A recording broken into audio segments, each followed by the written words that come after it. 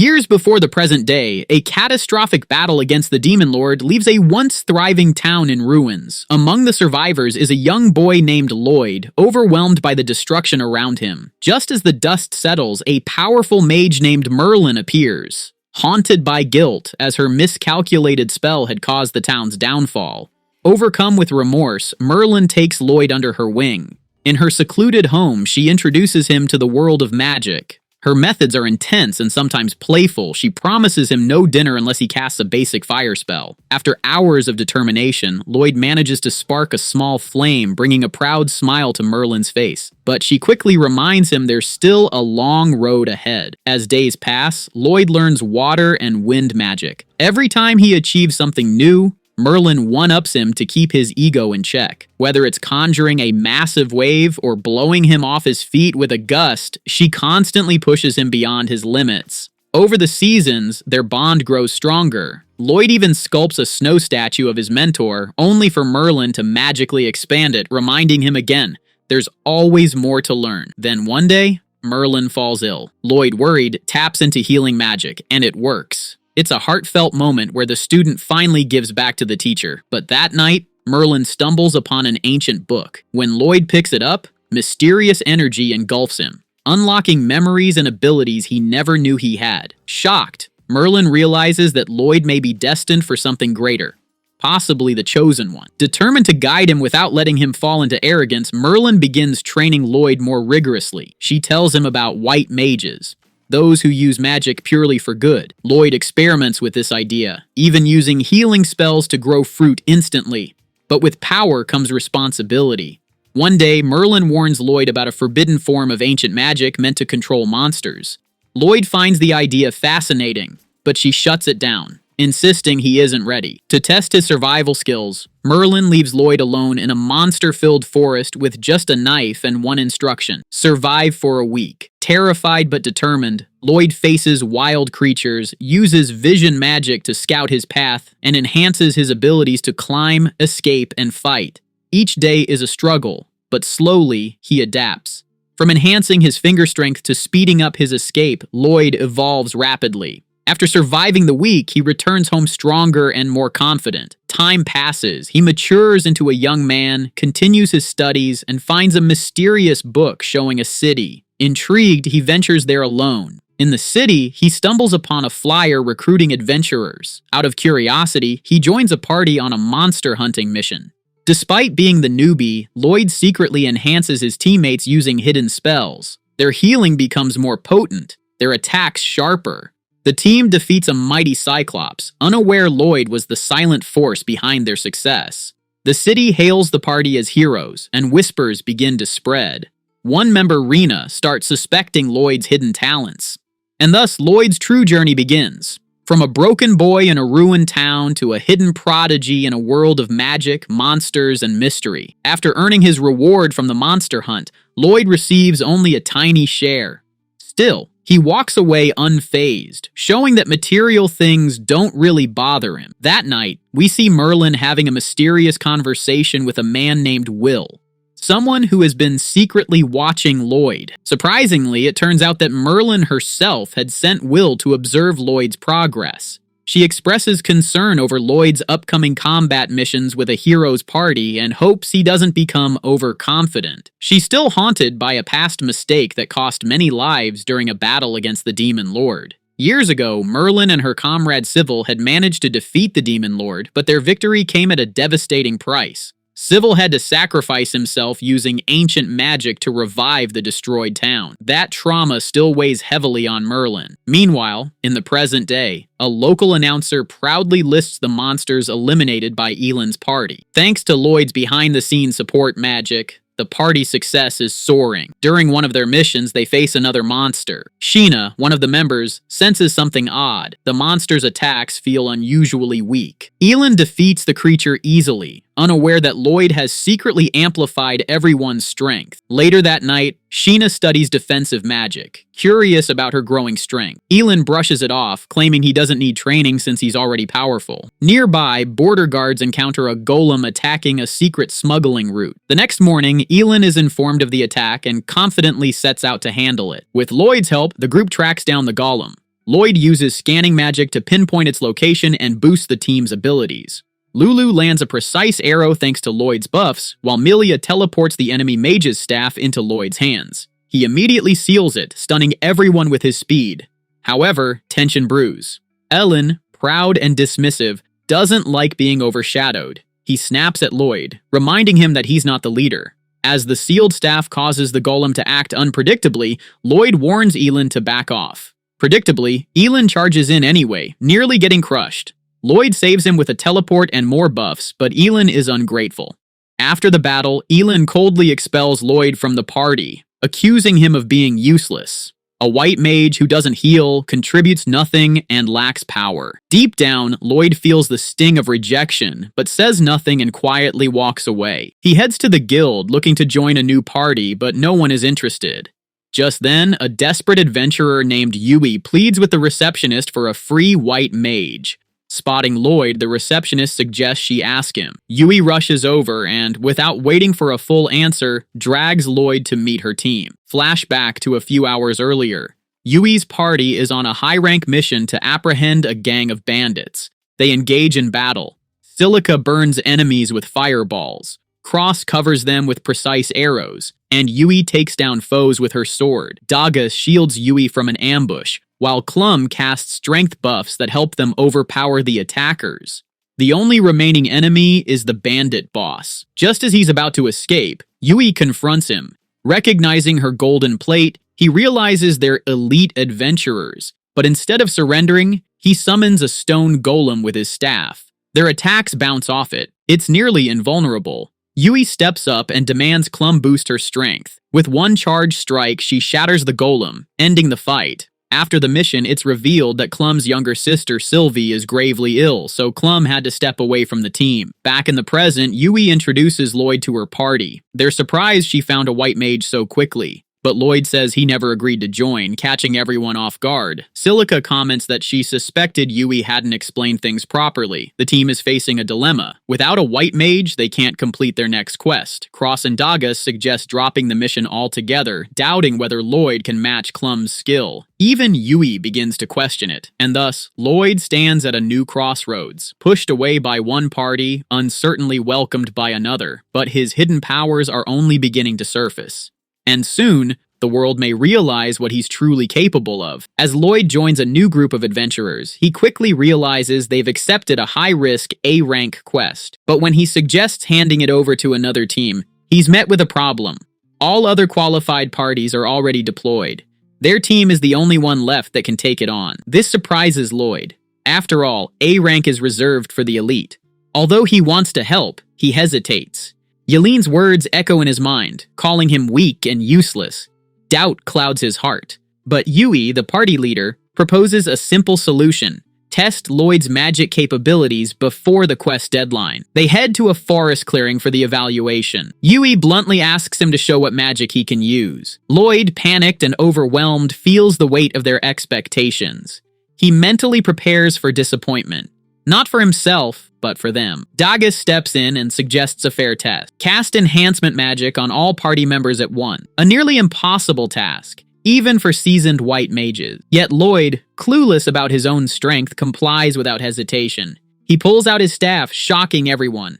No one saw where it came from. Silica and Yui exchange glances, confused. Then, with calm precision, Lloyd enchants the entire party in one go. No chance, no theatrics, just results. Their bodies instantly feel lighter, more agile. To test it, Yui slices through a tree with a single strike. The massive trunk topples. Everyone is stunned. Lloyd nonchalantly reveals the enhancements: physical boost, defense increase, magic amplification, mana efficiency, and stat alignment, all simultaneously. Even the party is speechless. Casting all 5 spells together is unheard of. Lloyd shrugs it off, thinking he underperformed. Convinced he's failed, he quietly prepares to leave, but the team stops him. Later, the group learns something shocking. Lloyd had been kicked out of the heroes' party, the very one led by one of the 4 great heroes of the world. Why? They claimed he lacked power. Yui and her team are in disbelief. How could anyone overlook such talent? Lloyd humbly assumes there are many better white mages out there. When he asks why they can't just call back their former white mage, Yui opens up about Clum and her sick sister, Sylvie. Clum had to leave the party to care for Sylvie, whose condition worsened. Her body is slowly turning into magic stone, and Clum refuses to return until her sister is safe. The team desperately needs a white mage for the upcoming quest, and Lloyd is their last hope. Moved by their situation, Lloyd offers to help. Yui takes him to Clum's house. There, Clum explains the day Sylvie was injured during a monster hunt. She passed out, and now her limbs are crystallizing. Medical mages failed to help. Hope was fading. Lloyd carefully examines Sylvie.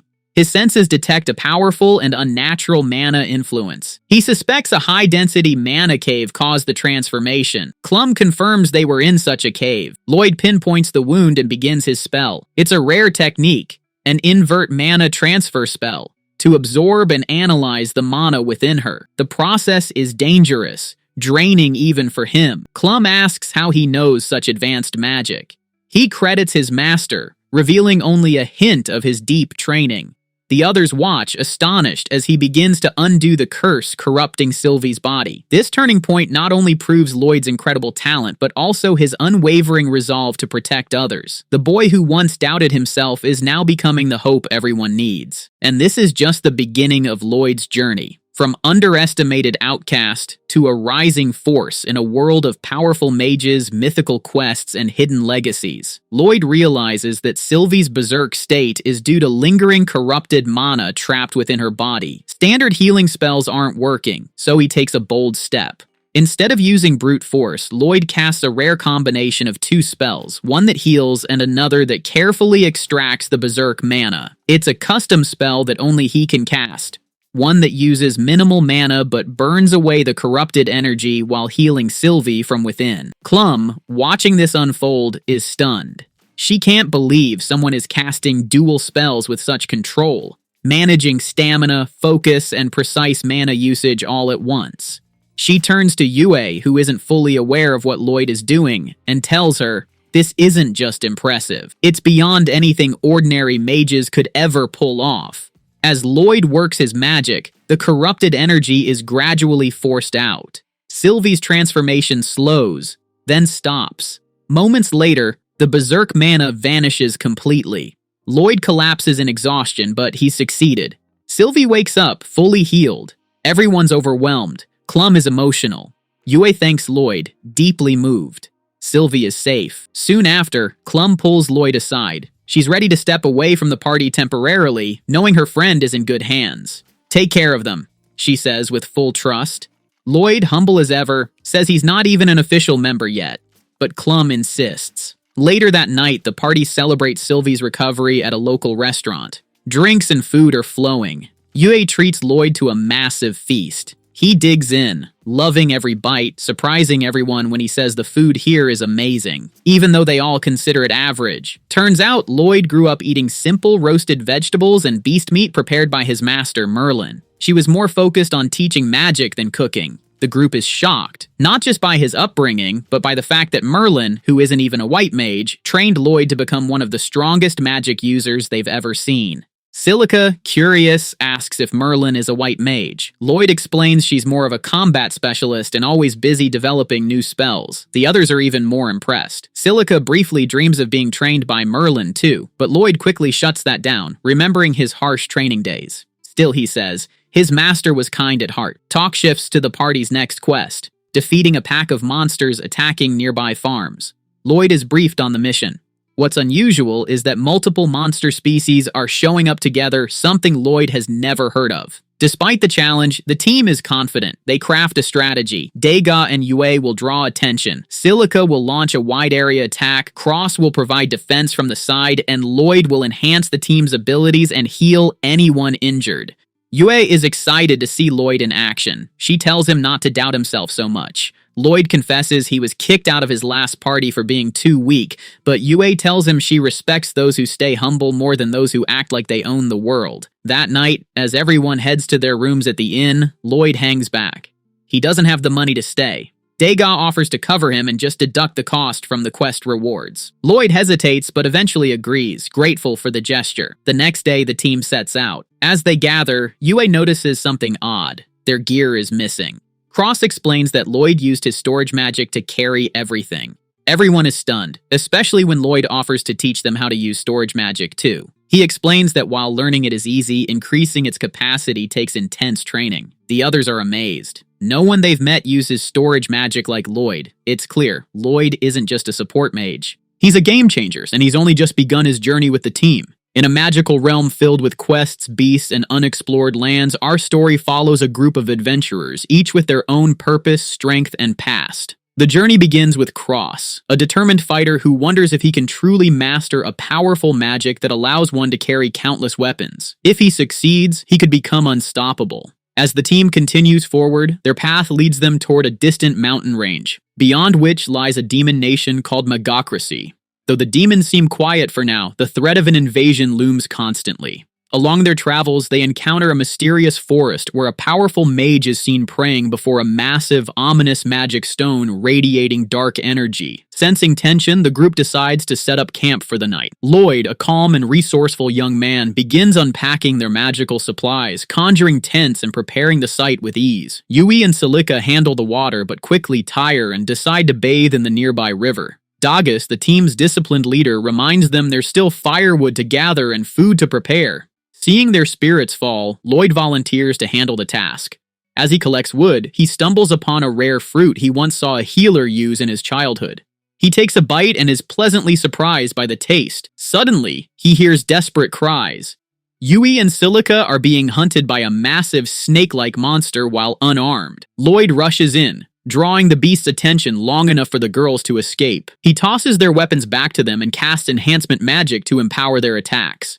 Yui slices through the snake with precision, and Celica finishes it off with a boosted fireball spell, shocked by its new strength. As the tension eases, an awkward moment follows. Yui drops her towel in front of Lloyd, leading to a flurry of embarrassed shouting. The group quickly regathers themselves. Later, Lloyd begins teaching the others how to use storage magic, a useful skill that allows them to store objects magically. At first, everyone struggles. Celica blames herself, thinking she's a bad teacher, but the group reassures her. They're all just beginners. With encouragement and practice, they begin to make progress. Celica manages to store her staff successfully, bringing a wave of excitement to the camp. As night falls, the group reflects on their mission. Lloyd is thanked for joining the party. Yui opens up about her painful past, how her hometown was destroyed by monsters when she was a child, and how she can't bear to let that happen to others.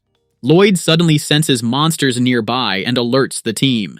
They hide and observe, a horde of spider-like creatures moving in strange patterns, but a snap of a branch gives them away. The spiders attack. The team fights back bravely, each using their stored weapons and magic. Dagus blocks incoming webs with his shield, while Celica burns through them. Cross retrieves Celica's staff, and together they coordinate a powerful combo attack. Celica creates multiple fireballs, Cross ignites his arrows with them, and Lloyd directs the final blow. The battle ends with victory, but Lloyd apologizes for giving orders. The others reassure him. His leadership saved them. The next morning, they pack up and move forward. Lloyd, ever alert, reflects on how strangely the spiders behaved. That night, as he keeps watch, Yui and Celica approach. They offer to share the night duty, but Lloyd insists they rest. He wants everyone in top shape if danger comes. Yui isn't happy about it, but Celica gently stops her from arguing. She tells Lloyd to wake them if he needs help. Though no words are spoken, a silent understanding grows among them. As their journey continues the next day, they rest briefly before marching ahead, deeper into the unknown, bound by trust, growth, and a mission far bigger than themselves. Lloyd uses a simple detection spell to scan the surrounding area for any signs of monsters. But to his surprise, nothing shows up. Just then, Yui approaches him, curious about what spell he used. Lloyd casually explains that he was checking the area with his search magic, but didn't find any threats nearby. Yui is stunned, not because the magic is rare, but because Lloyd acts like it's nothing special. She asks if casting such a spell is easy for him, and Lloyd shrugs it off. For him, it's basic magic. However, he admits the spell doesn't cover a massive range, so he plans to cast it every few steps as they move forward, just to keep the party safe. Yui admires his commitment but worries it might be too much of a burden. Lloyd reassures her he's completely fine. Trying to offer help, Yui asks if there's anything she can do. Lloyd doesn't give her a clear answer, and that stings. She walks away, feeling hurt. Lloyd, confused, can't figure out why she looked upset. Later that night, Lloyd takes first watch while the others rest. Inside the tent, Yue is lost in thought. She knows Lloyd is kind and powerful, but his habit of handling everything himself bothers her. She wonders if he doesn't trust them enough. Silica gently explains that everyone adapts at their own pace. Unlike the others, Yue hasn't spent as much time with Lloyd. Trust takes time, and maybe Lloyd is still adjusting. Yue begins to see the truth in Silica's words. Lloyd is like a mystery, clueless about some things but oddly brilliant about others. She wonders what kind of life he's led so far, and why he finds it so hard to rely on others. Not long after, Degas approaches Lloyd and asks for help with something. Lloyd agrees, but worries about leaving the watch post unattended. Luckily, Cross shows up and offers to take over. Degas reveals a clever invention, an alarm device called clappers. If any monsters cross into their zone, the device will make a sound to alert them. Lloyd is impressed. Degas assures him they used these before Lloyd even joined the party, so there's nothing to worry about. Still, Lloyd hesitates. If he sleeps, he won't be able to use his search magic. Cross notices Lloyd's reluctance and questions him directly. "Do you not trust us?" Lloyd is taken aback. Of course he trusts them, but Cross points out how Lloyd insists on doing everything alone, from scouting to night watches, and that makes it feel like he doesn't rely on them. Cross explains that being in a party means solving problems together. That's the point of forming a team, to help each other in areas we can't handle alone. Lloyd reflects on those words. Maybe he's been so used to doing things alone that he forgot what teamwork really means. He begins to question the environment he grew up in, but Cross reassures him. No one in the party thinks he's weak or lacking. It's okay to depend on others. Finally, Lloyd agrees to rest. The next morning, Lloyd approaches Yue and asks if she can help him fetch water. Yue is so shocked, she freezes for a moment. Lloyd just asked her for help? Overjoyed, she quickly agrees. The whole party notices, and they're happy to see Lloyd finally starting to open up. Elsewhere, a more ominous scene unfolds. A mysterious man who was seen earlier in the forest reports to his master, Michael. He confirms that all the magic stones have been placed at the required locations. Michael says the path is now open. Michael's servant updates him on the city's current defense. Most high-ranking adventurers are tied up with quests caused by the rampaging monsters. Only low-level parties and the heroes group remain in the city. Michael is pleased. His plan to distract the adventurers and leave the city vulnerable is working. He even wants to take out the heroes party next. But since they only act on royal orders, Michael sees this as a test, to see what damage he can do before they intervene. He tells his servant to inform their client, "The time has come." Back with our heroes, the party is deep in the forest, but something feels off. Yue points out that they haven't seen a single monster since entering, and everyone agrees. It's too quiet. Lloyd decides to extend his search magic radius. His eyes widen. 10 kilometers away, there's a massive pack of monsters. Hearing this, the group is stunned. That's exactly where they were headed. Yue is amazed that Lloyd can detect things from such a distance. Just days ago, he said his magic range wasn't very wide, but for Lloyd, 10 kilometers doesn't feel like much. The others are left speechless. They move toward the location. When they arrive, they take high ground and spot a massive cluster of monsters gathered below. Yue says she's never seen so many monsters in one place. But Lloyd notices something even stranger. This is the only place he detected monsters. The rest of the forest is completely empty. That's not normal. Powerful monsters usually fight for territory. There should be signs of battle. Then Cross, with his sharp archer's eyes, spots a glowing stone in the middle of the field. No one else sees it until Lloyd casts an enhancement spell to improve everyone's vision. Now, they all see it clearly. A large magic stone drawing monsters toward it. Lloyd immediately recognizes the mana leaking from the stone. It belongs to a beast folk. Whatever this artifact is, it's not natural. And something far more dangerous might be coming next. As the group observes the unusual cluster of monsters, they wonder why they're all gathering unnaturally. Just then, Lloyd senses something alarming through his search magic. He casts it again to confirm, and what he finds stuns him. Over 1,000 monsters from multiple species are approaching them from behind. The group is shocked. They're now trapped, monsters ahead and an even larger force behind. There's nowhere to run. Yue asks why anyone would lure monsters like this. Lloyd silently questions whether someone is targeting them specifically. Either way, they're in serious trouble. Panic starts to set in, but Lloyd keeps his calm. He quickly comes up with a plan. The key is to destroy the magic stone that's drawing the monsters. He turns to Cross, the team's best archer, and asks if he can hit the stone from this distance. Cross says he can aim, but breaking the stone is another matter. Lloyd tells him not to worry about that part.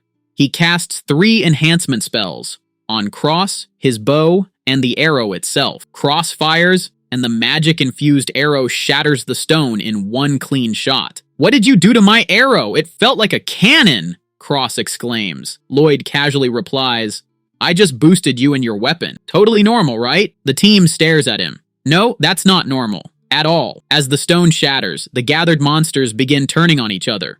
With the controlling magic gone, they revert to their wild instincts. They begin attacking and devouring one another, drastically lowering their numbers. Now the team only has to deal with the incoming swarm from behind. Fortunately, Lloyd already planned for this too. He positions Silica in front as the vanguard. As the wave of monsters charges toward them, Lloyd gives the signal. Silica unleashes a massive firestorm, incinerating everything in its path. The group is stunned. The flames are far larger and more intense than any magic they've seen from her before. More monsters keep coming. Lloyd asks if she can cast it again. Silica nods. She can manage it 5 more times. Lloyd tells her to switch to wind magic once she exhausts the fire spells.